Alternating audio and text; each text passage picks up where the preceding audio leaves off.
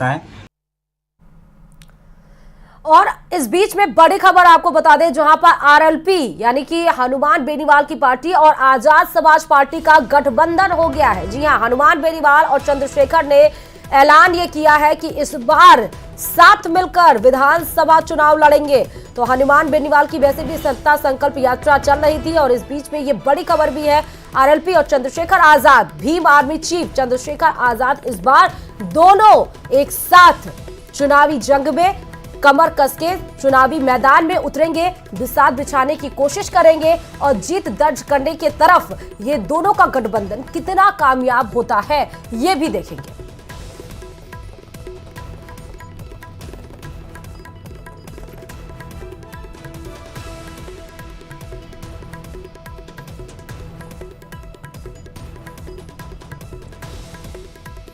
तो आरएलपी और आजाद समाज पार्टी का गठबंधन, इस बीच में बड़ी खबर, जहां पर आरएलपी प्रमुख हनुमान बेनीवाल और भीम आर्मी चीफ यानी कि चंद्रशेखर आजाद इस बार राजस्थान के विधानसभा में एक साथ चुनावी मैदान में उतरेंगे। और अब बात अगली खबर की, जहां पर प्रियंका गांधी को चुनाव आयोग का नोटिस आखिरकार मिल ही गया।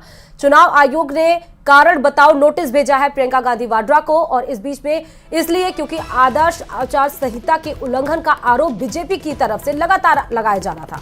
बीजेपी लगातार ये कह रही थी कि दान पात्र में जो भी लिफाफा डाला गया था वो वर्शिप एक्ट के तहत आता है और वर्शिप एक्ट के तहत में कोई किसी से सवाल नहीं कर सकता है। लेकिन प्रियंका गांधी वाड्रा ने उस पर तंज कसा था और इसीलिए लगातार राजेंद्र राठौड़ की तरफ से या बीजेपी के तमाम बड़े नेताओं की तरफ से प्रियंका गांधी पर आरोप लगाए जा रहे थे। चुनाव आयोग से नोटिस शिकायत की गई थी और अब चुनाव आयोग ने आखिरकार कारण बताओ नोटिस भेज भी दिया है। बीजेपी ने कल ही चुनाव आयोग में शिकायत की थी। अब 30 अक्टूबर को शाम 5 बजे तक प्रियंका गांधी वाड्रा को चुनाव आयोग को जवाब देना होगा कि आखिर उन्होंने ऐसा क्यों किया था। प्रियंका गांधी वाड्रा को निर्वाचन आयोग ने कारण बताओ नोटिस जारी कर दिया और उनको यह नोटिस राजस्थान में चुनावी रैली के दौरान आदर्श आचार संहिता के दिशा निर्देशों का उल्लंघन को लेकर जारी किया गया। गौरतलब है कि बीजेपी प्रियंका गांधी पर राजस्थान में अपने चुनाव अभियान के दौरान झूठे दावे करने के लिए प्रधानमंत्री नरेंद्र मोदी की व्यक्तिगत धार्मिक भक्ति का इस्तेमाल करने का आरोप लगाया और चुनाव आयोग से उनके खिलाफ कार्रवाई करने का आग्रह किया गया।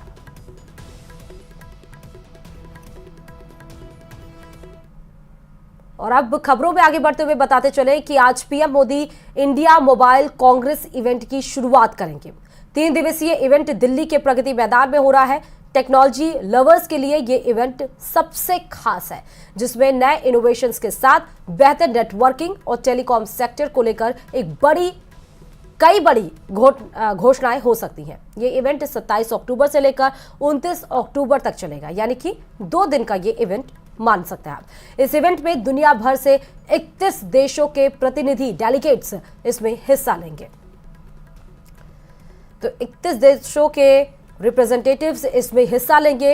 ये एक इनोवेटिव इवेंट भारत के लिए है। दुनिया भर से इसमें 31 देश जब शिरकत करेंगे। 27 अक्टूबर से लेकर 29 अक्टूबर तक ये इवेंट चलेगा। इसमें कई बड़ी घोषणाएं हो सकती हैं। साथ ही इनोवेशन के साथ बेहतर नेटवर्किंग और टेलीकॉम सेक्टर को कई बड़ी घोषणाएं केंद्र सरकार की तरफ से आज दी जा सकती है।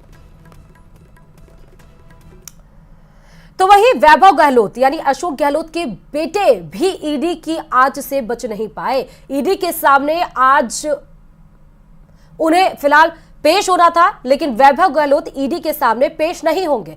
वैभव गहलोत आज पेश नहीं होंगे। उनके सामने आज ईडी उनसे पूछताछ करने वाली थी, जहां ईडी ने उनको समन भेजा था, उनको बुलाया था कि आज उनको पेश होना है। लेकिन इस बीच में एक बड़ा अपडेट, एक बड़ी खबर आपको बता रहे हैं कि वैभव गहलोत फिलहाल ईडी के सामने पेश नहीं होंगे। उन्होंने ईडी से कुछ दिनों की मोहलत मांगी है, समय मांगा है। उन्हें ईडी मुख्यालय में पूछताछ के लिए समन भेजा गया था, लेकिन वैभव गहलोत ने ईडी से कुछ समय मांगा है। उसके बाद वो भरसक ईडी के सवालों के जवाब देने के लिए तैयार होंगे और फिर उसके बाद वो जाएंगे। 12 साल पहले, 13 साल पहले भी यही आरोप लगाए गए थे, तब भी हम लोगों ने इसका जवाब दे दिया। 12-13 साल बाद फिर इन्हीं बातों को लेके ईडी वापस आया है। तो प्रदेश की जनता समझती है कि क्यों चुनाव में जब आचार संहिता हो गई तभी इनको याद क्यों आ रही है। सर डोटासरा जी के भी छापे मारे गए ईडी के पेपर लीक को। हाँ, वो मुझे जब मैं जयपुर से रवाना हो रहा था तब मालूम पड़ा था। अरे यार, सभी लोग बैठे रहेंगे। हमारे आदरणीय प्रदेश अध्यक्ष जी के निवास स्थान पर भी ईडी के छापे पड़े। विधानसभा आम चुनाव को लेकर निर्वाचन विभाग तैयारियों में जुटा हुआ है। हालांकि अंतिम मतदाता सूची का प्रकाशन 4 अक्टूबर को हो चुका है, लेकिन फिर भी मतदाता सूची में शामिल होने से वंचित रहे पात्र मतदाता आज मतदाता सूची में नाम जुड़वा सकते हैं। निर्वाचन विभाग की ओर से 7 नवंबर को अंतिम मतदाता सूची जारी की जाएगी, जिसमें मुख्य निर्वाचन अधिकारी प्रवीण गुप्ता ने बताया कि मतदाता सूची में नाम जुड़वाने के लिए प्रदेश भर में जबरदस्त उत्साह देखने को मिल रहा है। नाम जुड़ाने के लिए अब तक 5 लाख से ज्यादा लोगों ने हेल्पलाइन ऐप डाउनलोड किया है। विधानसभा चुनाव में 100% मतदान सुनिश्चित करने के लिए प्रदेश भर में मतदाता जागरूकता अभियान के तहत विभिन्न कार्यक्रमों का आयोजन भी किया जा रहा है। ये अंतिम दौर है। हमने आह्वान किया, हमने कैंपेन कर रखा है कि वोटर हेल्पलाइन ऐप को आप डाउनलोड करें। जिस तरह से हमने सी विजिल का किया था शुरू में 9 तारीख से, कि सी विजिल अब चूँकि चालू हो गया है, अपनी शिकायत आप दर्ज कर सकते हैं। तो सबसे पहले सी विजिल के लिए 5 से ज़्यादा लाख लोगों ने अपना डाउनलोड किया। ये मैं कहते हुए मुझे खुशी है कि आमजन सी विजिल से जुड़ा है। इसी तरह अब हम कह रहे हैं कि अपना नाम वोटर लिस्ट में आखिरी बार देख लें। 4 अक्टूबर को हमने वोटर लिस्ट फाइनल की थी और उसको आप देखकर अपना VHA के माध्यम से, जो वोटर हेल्पलाइन ऐप है, उसमें जाकर अपना 4 तरह से आप अपना नाम चेक कर सकते हैं। और अब बारी अगली खबर की, जहां पर आगामी विधानसभा चुनाव में मतदान प्रतिशत बढ़ाने के लिए न सिर्फ जिला प्रशासन और निर्वाचन विभाग जुटा हुआ है, बल्कि स्वयंसेवी संस्था यानी सेल्फ हेल्प ग्रुप और शैक्षणिक संस्थान यानी इंस्टीट्यूशनल भी और विभिन्न विभाग भी जागरूकता अभियान चलाए जा रहे हैं। अभियान के तहत करौली के एकट बोध ग्राम के दिव्यांग छात्र छात्राओं ने मानव श्रृंखला रंगोली बनाकर लोकतंत्र के पर्व में मतदान कर भागीदारी सुनिश्चित करने का संदेश दिया है। बुधवार शाम को संस्था में मतदाता जागरूकता के लिए दीपदान किया गया है।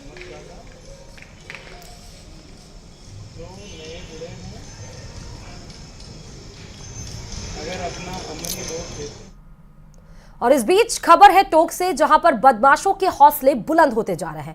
यहां एक व्यापारी पर जानलेवा हमला कर करीब 2 लाख रुपए लूटने की कोशिश की गई। गनीमत ये रही कि व्यापारी मौके से भागने में कामयाब हो गया। इससे लूट होने से बच गया और पूरी वारदात सीसीटीवी कैमरे में कैद हो गई। पीड़ित व्यापारी ने कोतवाली थाने में FIR दर्ज कराई है, लेकिन घटना के करीब 15 घंटे बीत जाने के बाद भी पुलिस के हाथ खाली है। यहां पहले भी व्यापारियों के साथ इस तरह की घटनाएं हो चुकी हैं। पूरे मामले में पुलिस पर कई बड़े सवाल खड़े हो रहे हैं।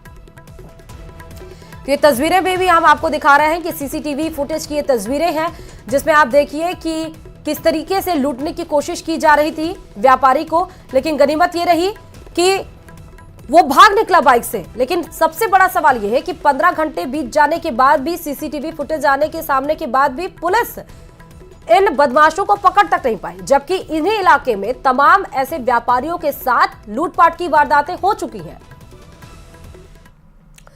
और अब खबर झुंझुनू से है, जहां पर DST टीम ने 16 लाख की नकदी पकड़ी है। जिला स्पेशल टीम की चिड़ावा में यह कार्रवाई को अंजाम दिया गया है। चिड़ावा से पिलोद लेकर जा रहे थे नकदी। दोनों युवक नकदी को लेकर नहीं दे पाए संतोषप्रद जवाब। DST टीम दिनेश और राकेश से नकदी को लेकर कर रही है पूछताछ।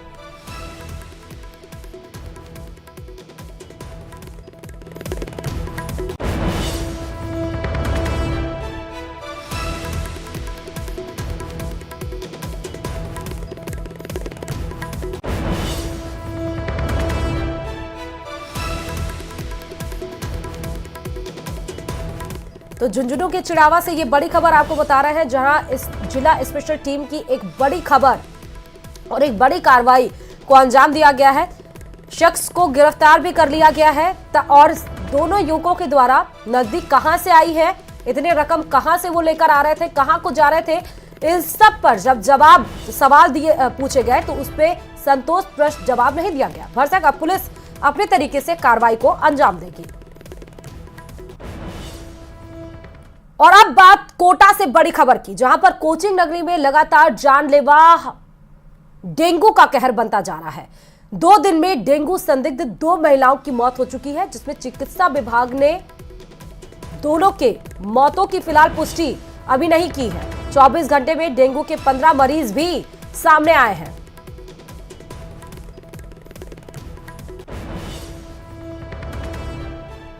तो बड़ी खबर आपको बता रहे हैं कि कोटा से बड़ी खबर, कोचिंग नगरी में अब डेंगू ने अपना कहर पसार रखा है।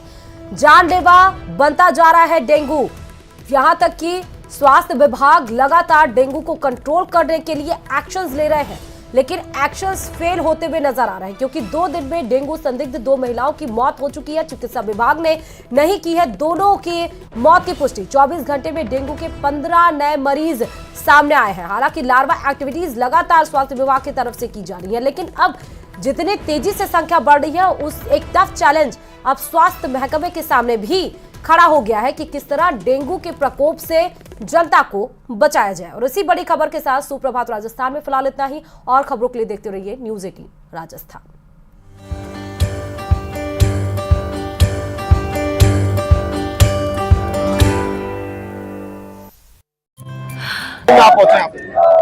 हमेशा कोई घर में एक छोटा मोटा कार्यक्रम भी होता है, पक्ष और विपक्ष, और ये स्वस्थ लोकतंत्र की परिपाटी होती है।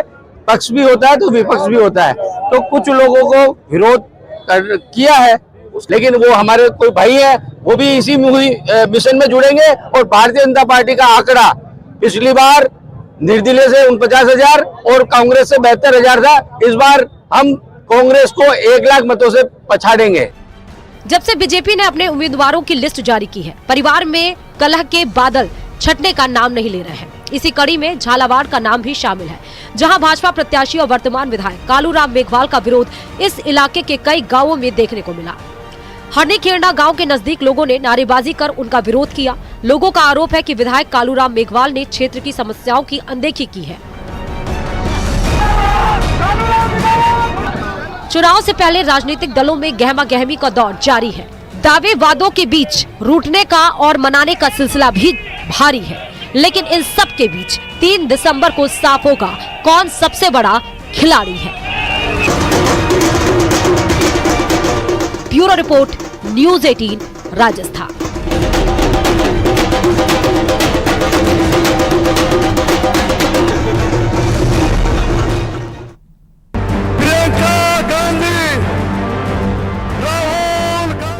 विधानसभा चुनाव से पहले प्रियंका गांधी तीसरी बार प्रदेश दौरे पर आई। मतदाताओं को जागरूक करने की कोशिश की। झुंझुनू में जनसभा को संबोधित करते हुए प्रदेश की जनता से एक ऐसी सरकार चुनने की अपील की जो उनकी जरूरतों को समझे, उनका सम्मान करे। और आप जागरूक बनेंगे कि किस तरह की सरकार आप चाहते हैं, किस तरह के नेता चुनना चाहते हैं। क्या आप ऐसे नेता चाहते हैं जो सिर्फ अपना ही भविष्य देखते रहें, अपनी सत्ता में रहने का काम करते रहें और आपके बारे में सोचे ही नहीं? चुनाव आए तो धर्म की बातें शुरू। झुंझुनू में प्रियंका गांधी का जागरूकता अभियान।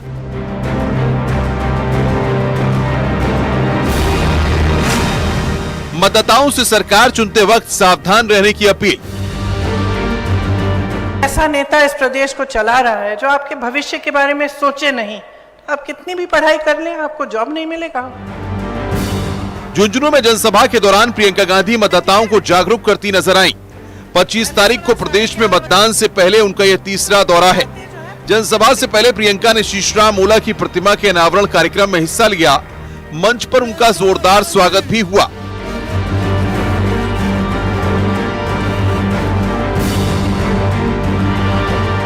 इस मौके पर प्रियंका गांधी के अलावा सीएम गहलोत और सचिन पायलट एक मंच पर नजर आए।